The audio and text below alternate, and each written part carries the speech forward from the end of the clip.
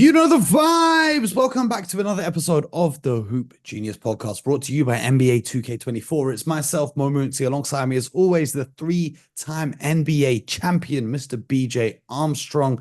We're here to break down last night's action in the Eastern Conference section of the NBA, playing where the 7 and 8 seed, the Heat and the Sixers, they played for the chance to become the number 2 seed in the playoff and face the New York Knicks. And then in the 9-10 game, we had the Hawks and the Bulls battling it out to face the loser of the 7 and 8 game. BJ, how did you enjoy this evening's basketball?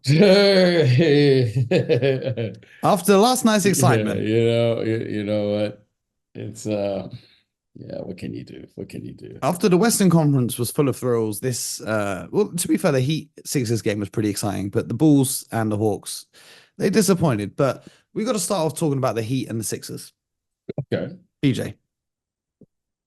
The Miami Heat, the hardest working, the best conditioned, the most professional, most unselfish, toughest, meanest, nastiest team in the NBA. Mm-hmm. Just got sunned by a damn near 40-year-old Frenchman called Nick Batum. I don't know if Heat culture got on the plane to Philadelphia for this one. Because Philly won, they advanced. They're now the 2nd seed to face the Knicks, which will be a fantastic series, in my opinion. Let's talk about it. The Heat were up by 14 points. Yes. And went on to lose. Nick Batum had a sensational evening, making contributions on offense and defense. On offense, he had 20 points. He finished the night, let me look at the stat sheet, 6 of 10 from behind the arc. He came up with a huge block on Tyler Herro. What's really cool about that is in a post-game press conference, he said the Philly coaching staff showed him the exact play Miami were going to run just a couple of minutes before. So he knew exactly where to be to block Tyler Herro on that possession. And BJ, a few things happened in this game. Miami got out to a hot start. They were throwing their zone defense at Philly, and Philly looked completely unprepared to go up against the zone defense, right? I made a note here that in the first quarter and the start of the second quarter, Philly had 10 turnovers. It looked like they would be the ones who would lose this game, and 7 of those came against Miami's zone. Miami kept coming up with steals, getting out in transition for easy points. And then something happened in the course of this game that shifted the momentum. And you will never believe what I'm about to tell you. Okay. Caleb Martin went to the free throw line. Now in Philly, they have a promotion where if the opponent misses 2 straight free throws, the fans will get a free Chick-fil-A. And you know me, nobody in this world loves fried chicken more than I do. But maybe the fans in Philly love fried chicken a little bit more than I do because they went crazy. There was a noticeable energy shift in that building after those 2 free throws were missed. And I wish I could make it up. But after he missed those 2 free throws and they got their free chicken, the Philadelphia 76ers went on and won this game. Now, a couple of things stood out to me. Number one, Joel Embiid didn't look like himself tonight. He had an awful first half. He didn't have a great game up until the fourth quarter. And in the fourth quarter, he found his rhythm because the Miami Heat decided against a physical threat down low that when he's on the perimeter to just not get out there and guard him. Now, we all know Embiid can shoot the ball. He went 2 of 4 from behind the arc, 50%. But the couple threes that really got him going, they just weren't paying attention, weren't getting out to guard him. And after that, it was a done deal. Like I said, Nick Batum went away, and the most surprising thing of the night, Nick Batum of everyone. But that Harden trade is looking pretty good in hindsight because, that's one of the pieces they got in return. What were your thoughts on this one? Well, just a little comment, a little context to your, say playing against a zone defense. Very rarely, Mo, teams in the NBA don't practice against zone defenses. But if you're playing Miami, you expect it. Well, I'll say this. Traditionally in the NBA, it's not something that you prepare against because the players are so good that, you're guarding an area instead of guarding a man. And the skill level is so elite that I think most coaches, I don't know the reason. Well, I think I kind of know the reason. It's like kind of like, well, no one can play a full zone for 48 minutes. So why bother about it? If I get a stop, you can't just run back to a zone, right? You got to play man to man. So you kind of brush it off. However, these are when you start guarding the nails, okay, the nails mean these are four areas on the floor, and you play it like a man, even though it's a zone. It's kind of like a matchup. Not to be confused with the nail, which is the middle of the free throw line. Well, the nails in the NBA mean, are like the you have the elbows and you just guard out. Okay. So it's kind of when you see a team do it and it kind of disguises you for a little bit. I think it took the 76ers by surprise because they were playing this matchup zone. Now, Eric Spoelstra kind of does this, and he does it. He's strategic when he does it. He does it like after timeouts. He does it. He'll do it after quarters. He'll just do it to be very disruptive. Now, Pat Riley would often do this as well with the Showtime Lakers. He would extend his half-court defense and push it all the way up to be like a three-quarter kind of matchup zone and then fall back and start trapping. So it can be kind of disruptive. However, over the course of the game, you can see that the players will adjust because they're that good. That's why you saw a lot of times Kyle Lowry and Tyrese Maxey playing together. They were actually playing three guards for a large majority of the game because they were trying to find a rhythm because they needed more ball handlers. So, but for the most part, I thought they did a pretty good job of playing against, when I say they, talking about the Sixers, they kind of just figured it out. Joel, when you have a big, you got to have shooting. Nicholas Batum was the guy who came in and made big shots for this team. I mean, I think he had about 20 points, which is, yeah. I mean, I didn't anticipate Nicholas Batum to come in and say, I'm counting on him to get 20. And this is the beauty of a one-off game. Yes. This is the beauty. You never know. So Nicholas Batum provided the spacing that was necessary. And then over the course of the game, like you alluded to, in the fourth quarter, Joel Embiid suddenly the game opens up because they have to guard Batum. They guarded, Maxey kind of was driving a little bit. They made some adjustments. And then they kind of cleared the way for the big fella to kind of take it home. So it was a really good win, competitive game. I thought Miami should have won the game. They played well enough to win. But, fortunately for the Sixers, they won the game and they get a chance to advance. Just, to expand on what we talked about with that zone defense there for you guys who didn't watch the game. If you watch it back and you watch certain defensive possessions, Miami look like they're in man. And then there'll be a ball screen or something happens and then they're in a zone. And then once that action's over, they're back to looking like they're in a man defense. Mm-hmm. Yeah. It's very confusing for an opponent because a lot of the times when you're playing against a zone, you've got to find the gaps, right? You've got to find the gaps in the defense. But the way that Miami play it, the person with the ball oftentimes can't even see the gaps because of the way that they're covering him. Yeah. So credit to Eric Spoelstra, but I was a little disappointed that it took them so long to figure it out. Because Kyle Lowry came into this game playing with fantastic energy. And, Miami, a large part of them getting out to a hot start in the first half was literally causing turnovers, getting out on the break, scoring, and then they can come back and set up their defense again. And if you're giving up turnovers, giving them steals, you're not getting back in transition, you're not getting stops, then this becomes a very difficult way to play the game. Because when you look at Miami, they were struggling a bit to score in the half court. And if you're turning the ball over, you can't get your half-court defense set up. So it was an interesting matchup. Here are for the Miami Heat side of things, Jimmy Butler. I know they talk about playoff Jimmy. I don't think play-in Jimmy is a thing. He was 5 of 18 from the field. But Tyler Herro, 9 of 27. He shot the ball. He finished with 25 points, but not a great performance from who you would expect to be the Heat's two best scorers on the court. But they will go on to play against the Chicago Bulls, who beat the Atlanta Hawks in what was, out of all the playing games, I think 3 of them were very exciting. This one, not really so much. Should we talk about that, BJ? Absolutely. We got to give it, give my bullies a little love. Shall You we know, give the Kobe White, listeners yeah, full Kobe White had transparency that we he started had recording a this with 5 minutes left in the game because the Hawks was just so bad?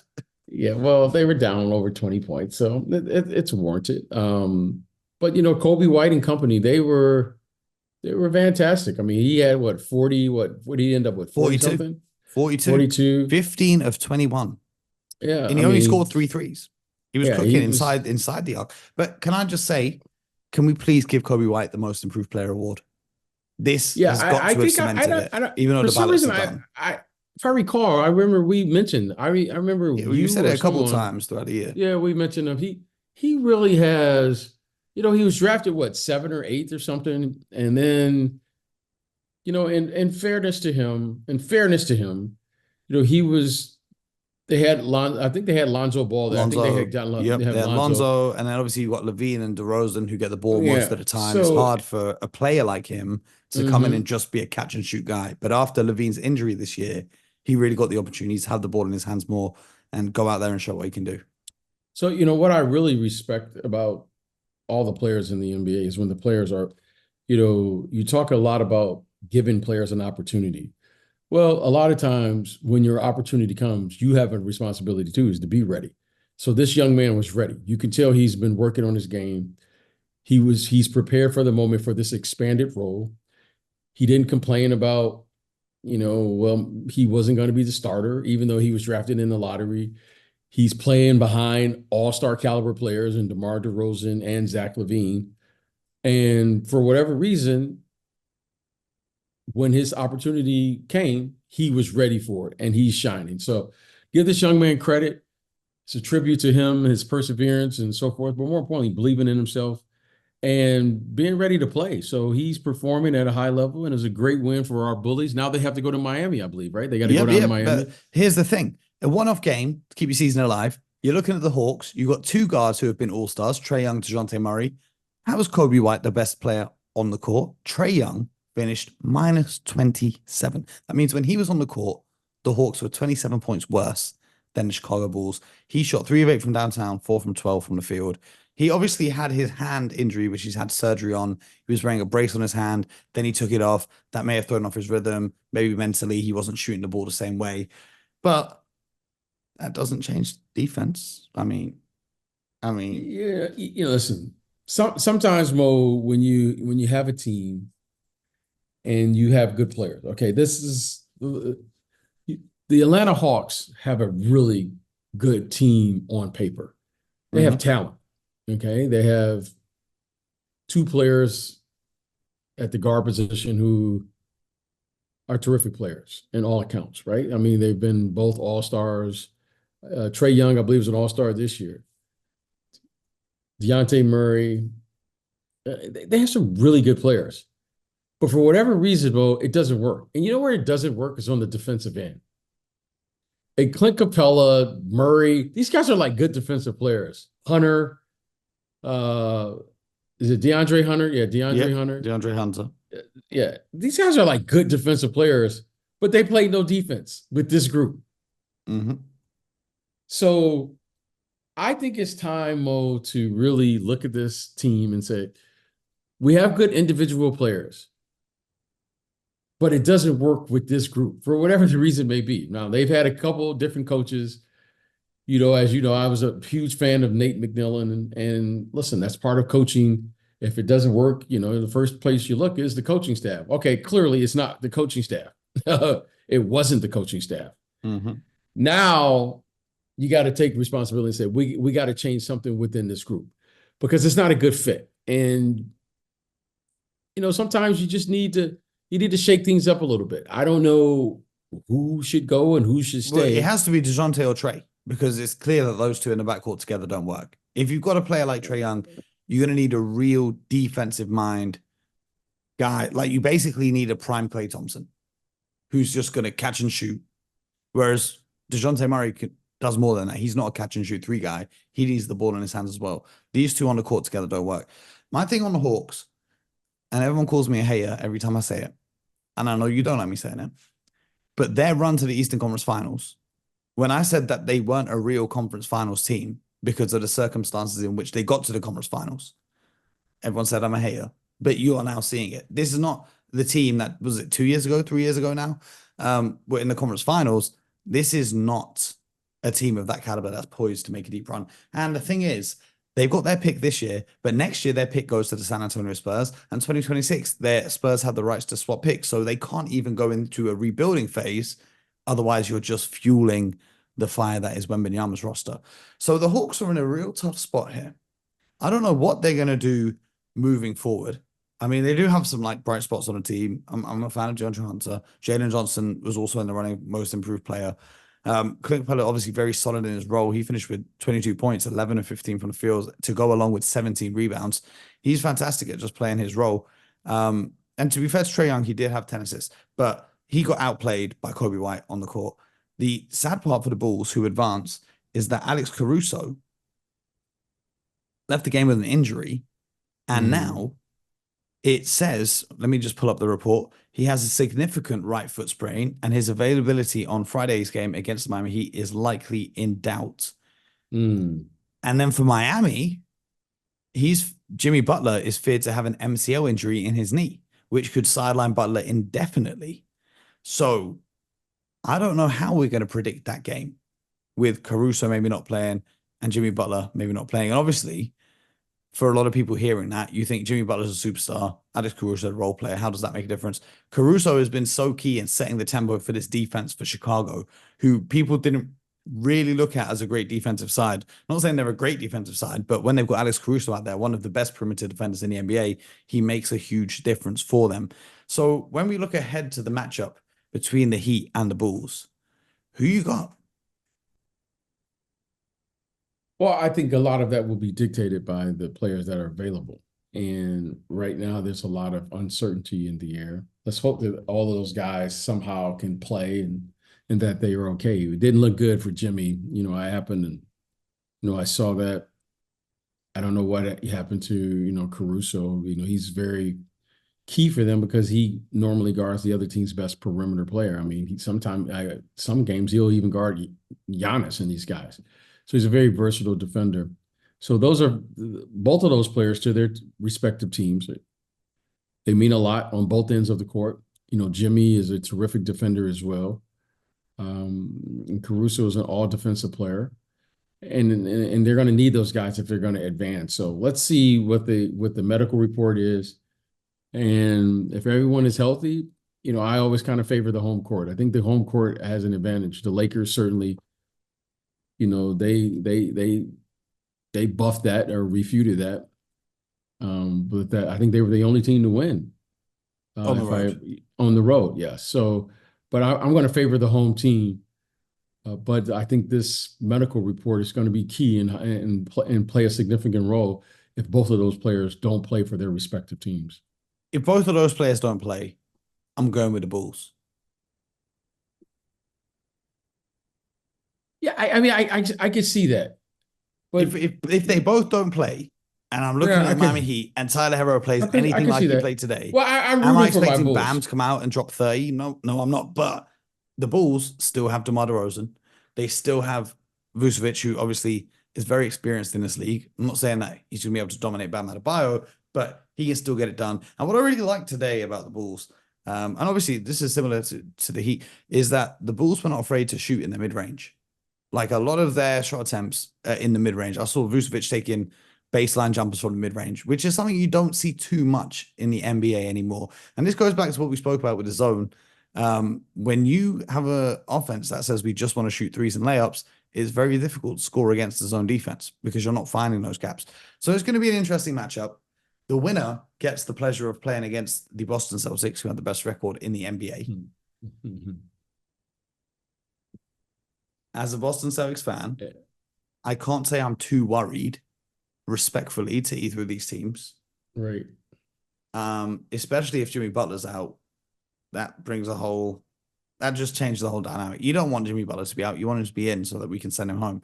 But very disappointing. I was reading a few tweets from a former player. I can't remember who it was. But he said, if Jimmy Butler took the regular season more seriously, then he wouldn't be in this position, talking about his injury.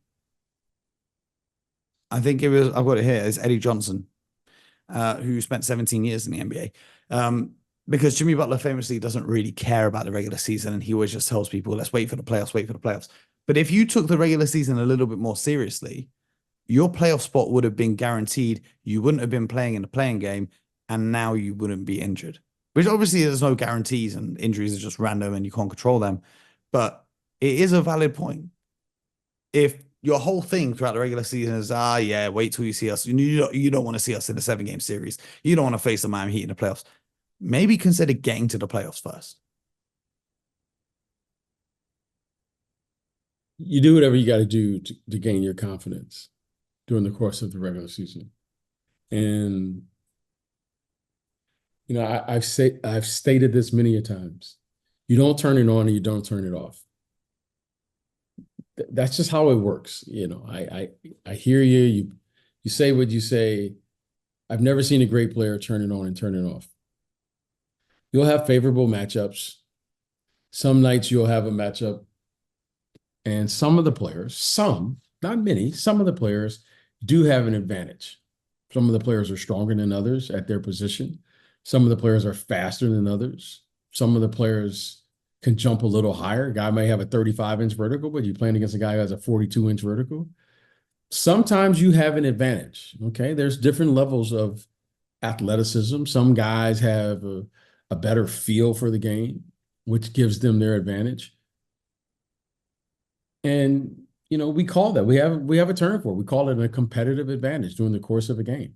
Jimmy Butler is one of those players. He has a competitive advantage on many players in this league. However, as you advance, you will meet your equal.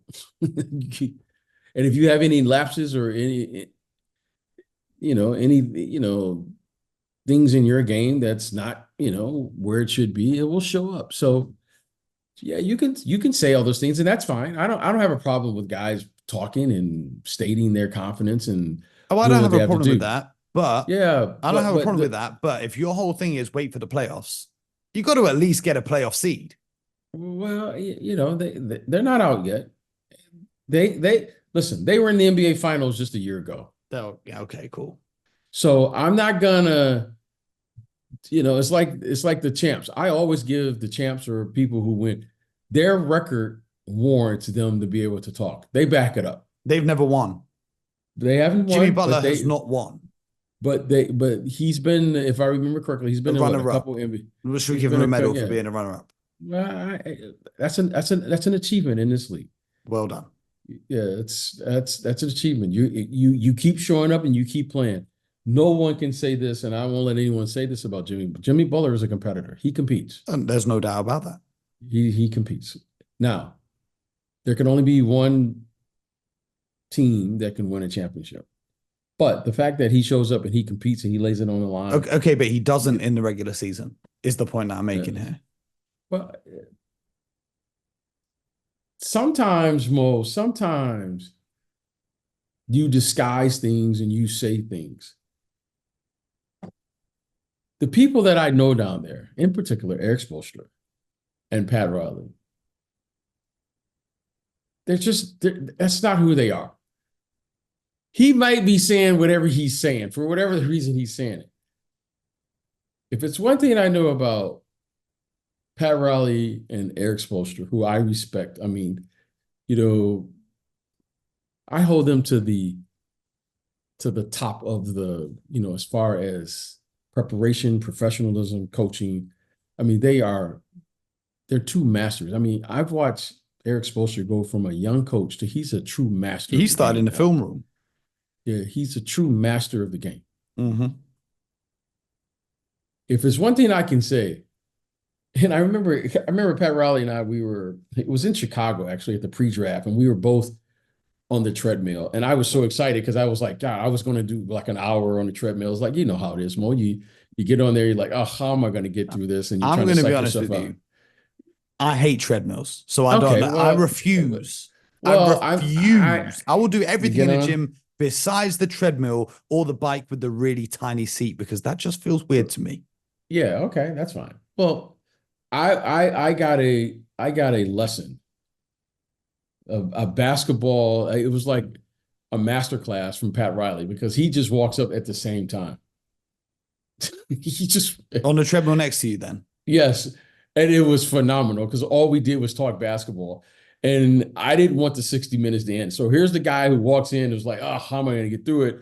To like, I'm trying to slow time down because Pat Riley's just giving me, he's just giving me knowledge. You mean He's Eric just giving me Spoelstra? knowledge. Yeah, no, I'm talking about Pat. No, Pat Wait, Riley. Pat Riley was on the treadmill. Pat Riley. Yeah, Pat Riley. Sorry, did I say Eric Spoelstra? Yeah, Pat yeah. Riley. Yeah, Pat Riley was on the treadmill. So I'll never forget this. Pat said, he said, BJ, it's impossible to win 82 games, but it's not impossible to want to win all 82 games. And if you're not trying to do that, what are you doing? That's a He bar. said it just like that. Yeah, yeah. He said it just like that. So I know his DNA. Now I get it. It's a new era, new game, new this. But it's one thing I've played against this man. I've known this man has been in a part of this man has been in the NBA or part of the NBA for my entire 30 plus years in the NBA, right? If I'm not 30, I'm closing in on 30 years in the NBA. Pat Riley wants to win every game. He wants to go 82-0. Okay? Eric Spoelstra wants to go 82-0. And now you got to figure out, like, whatever Jimmy's doing, Jimmy is whatever he says. I just know this. Those guys play hard down there. They do have a culture. That thing that they talk about, Heat's culture, is real. You ask any player that plays down there. That's a real thing. And right now, Mo, I think they probably need to retool that a little bit because they've had a little slippage. Because you're absolutely right in the results. I think they want to win all the time. But for some reason, I don't know if Jimmy, he's getting older. Jimmy's got a lot of miles on that body and the way he plays.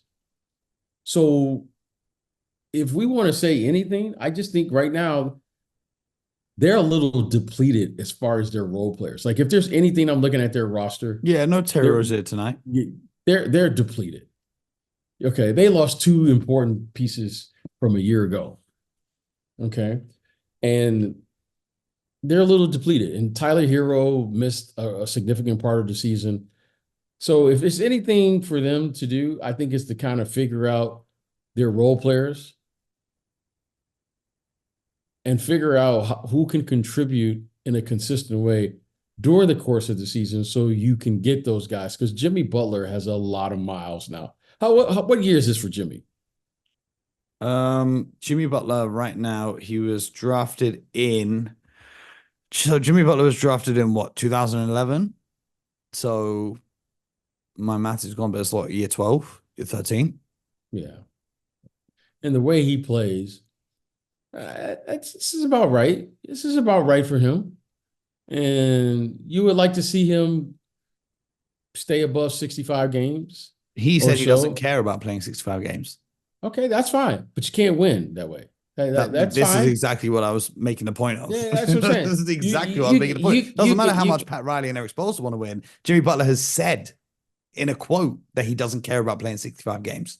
Well, so yeah, that's what I'm saying. If he cared more about the regular season, the Miami Heat wouldn't have been in the play and they would have been in the playoffs, and we wouldn't even need to have this conversation.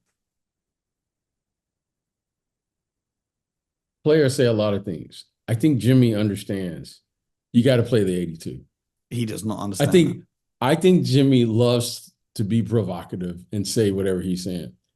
He is a student of the game. He's only played 82 games once in his career. Yeah, he's a student. I think he understands.